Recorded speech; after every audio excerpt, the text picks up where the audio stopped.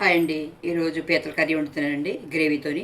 ఒక 4 ఉల్లిపాయలు తీసుకున్నాండి, ఒక టమాటా శుభ్రంగా కడిగి తీసుకొని మిక్సీ బరగ్గా పట్టుకొని ఇలా పక్కన పెట్టుకోవాలండి. ఒక స్పూన్ అల్లం వెల్లుల్లి పేస్ట్ అండి, ఒక 4 పచ్చిమిర్చి అండి, తగినంత ఉప్పు, కొంచెం కొత్తిమీర అండి. ఇదిగోండి 7 పీతలు తీసుకున్నానండి. కాళ్ళు అండి, ఇవి కాళ్ళు కొంచెం ఇలాగా చెదగొట్టి ఒక దెబ్బ ఎత్తే సరిపోద్దండి. కొంచెం ఉప్పు కారం పడుతుందండి, లేకపోతే ఉప్పు కారం పట్టదండి దాంట్లోకి. అందుకని పీతలని కాళ్ళు ఇలాగ కొట్టి తీసుకుంటే ఉప్పు కారం పడుతుందండి. ముందుగా కళాయి పెట్టుకోవాలండి. పొయ్యి మీద ఒక 5 స్పూన్లు ఆయిల్ వేసుకుందామండి. నీసు కర్రీ కదండి, ఇది కొంచెం ఎక్కువ పడుతుందండి ఆయిల్. ఉల్లిపాయ పేస్ట్ వేసుకున్నామండి.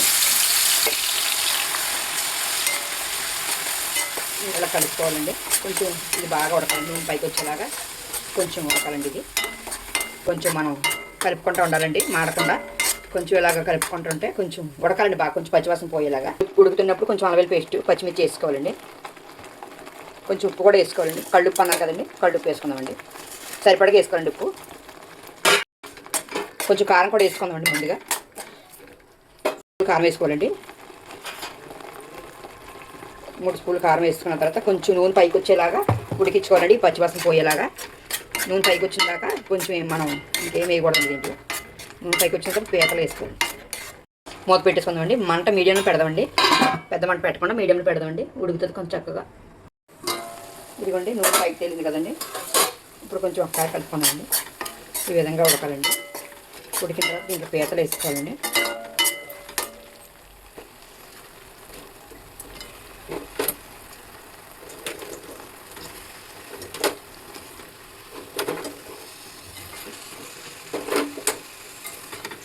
ఈ పీతలు వేసుకుంటాం, కాళ్ళు కూడా వేసుకుందామండి.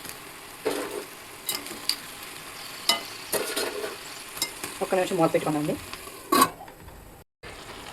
ఇదిగోండి ఈ విధంగా అవ్వాలా, కొంచెం కలుపుకుందామండి.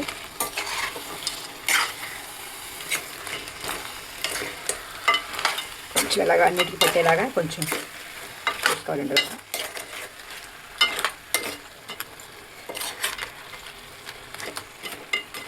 వాటర్ వేసుకుందామండి.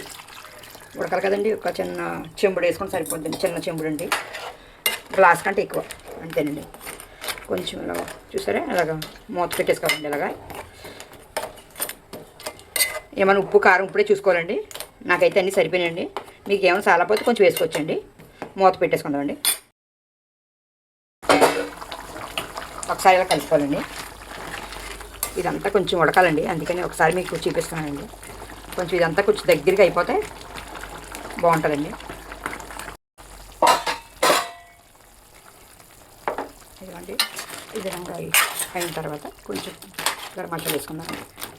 గరం మసాలా వేసుకుందామండి.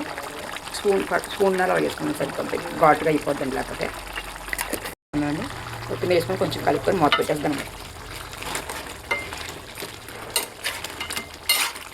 పెట్టేసుకున్నామండి. కొత్తిమీర గరం మసాలా కొత్తిమీర వేసానండి. ఒక 5 నిమిషాలు పోయిన తర్వాత మగ్గనివ్వాలండి కొంచెం. అంతేనండి. వేడి వేడి పీతల గ్రేవీ కర్రీ రెడీ అండి. ఇది పప్పు చారులో కన్నా చారులో కన్నా చాలా బాగుంటుందండి. ఇది చాలా రుచిగా ఉంటుంది. నచ్చితే లైక్ చేయండి, షేర్ చేయండి, సబ్స్క్రైబ్ చేసుకోండి. అది మట్టుకు మర్చిపోవద్దండి.